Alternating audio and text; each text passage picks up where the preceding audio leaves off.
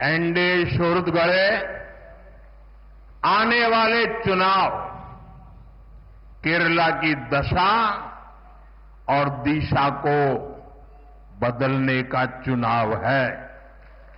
जब केरला के फ्यूचर की बात आती है तो आपने अब तक दो पक्ष ही देखे हैं। एक तरफ एलडीएफ और दूसरी तरफ यूडीएफ, और इन दोनों ने बारी बारी से केरला को तबाह किया है।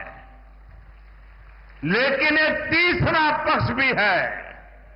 वो पक्ष डेवलपमेंट का है, गुड गवर्नेंस का है, बीजेपी एनडीए का है।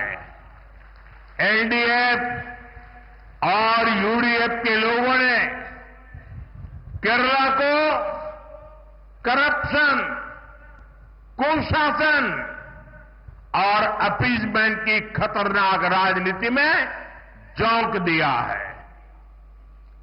പ്രിയപ്പെട്ടവരെ, ഞാനൊരു കാര്യം നിങ്ങളോട് പറയാൻ ആഗ്രഹിക്കുന്നു. കേരളത്തിന്റെ തലവരെയും ഭാവിയും മാറ്റാൻ പോകുന്ന തിരഞ്ഞെടുപ്പായിരിക്കും ഇത്തവണ നടക്കാൻ പോകുന്നത്. സാധാരണഗതിയിൽ കേരളത്തെപ്പറ്റി സംസാരിക്കുമ്പോൾ, കേരളത്തിന്റെ ഭാവിയെപ്പറ്റി പറയുമ്പോഴൊക്കെ നാം രണ്ടു പക്ഷത്തെപ്പറ്റി മാത്രമായിരുന്നു സംസാരിച്ചുകൊണ്ടിരുന്നത്. രണ്ടു പക്ഷത്തെ മാത്രമായിരുന്നു നാം ഇതുവരെ കണ്ടുകൊണ്ടിരുന്നത്. ഒരു വശത്ത് ഇടതുപക്ഷം, മറുവശത്ത് വലതുപക്ഷം. ഇവർ രണ്ടുപേരും കൂടി കേരളത്തെ മാറി മാറി ഭരിച്ച് തകർത്തെറിഞ്ഞിരിക്കുകയാണ് ചെയ്തിരിക്കുന്നത്. എന്നാൽ ഇനി മുതൽ മൂന്നാമതൊരു പക്ഷം കൂടിയുണ്ട്. ആ പക്ഷം വികസനത്തിന്റെ പക്ഷമാണ്, സദ്ഭരണത്തിന്റെ പക്ഷമാണ്, ഭാരതീയ ജനതാ പാർട്ടി നയിക്കുന്ന എൻഡിഎയുടെ പക്ഷമാണ്. ഇടതു വലതു മുന്നണികൾ കേരളത്തെ അഴിമതിയിൽ, ദുർഭരണത്തിൽ, അപകടകരമായ പ്രീണന രാഷ്ട്രീയത്തിലൊക്കെ മുക്കി തകർത്ത് കളഞ്ഞിരിക്കുകയാണ്. സുഹൃത്തുക്കളെ, एलडीएफ और यूडीएफ, इन दोनों के झंडे अलग है, सिंबल अलग है, लेकिन इनकी पॉलिटिक्स, इनका एजेंडा एक ही है। झंडा अलग है, एजेंडा एक है। Full corruption, zero accountability, full communalism, zero responsibility.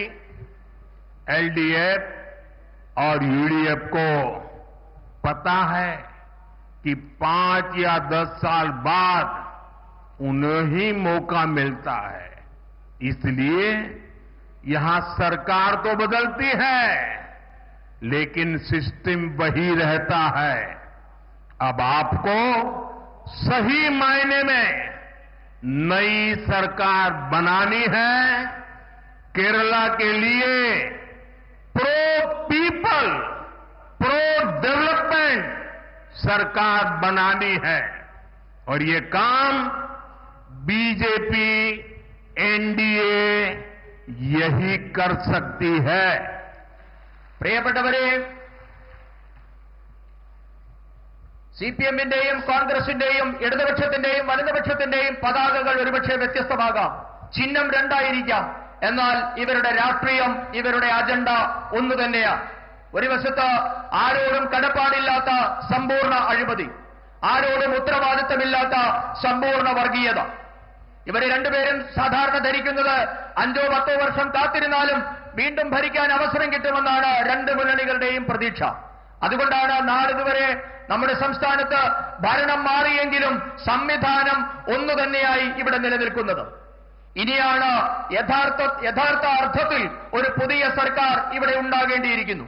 ജനങ്ങൾക്കായുള്ള ഒരു സർക്കാർ, വികസനത്തിന് വേണ്ടി നിലകൊള്ളുന്ന ഒരു സർക്കാർ ഇനി ഉണ്ടാകേണ്ടിയിരിക്കുന്നു.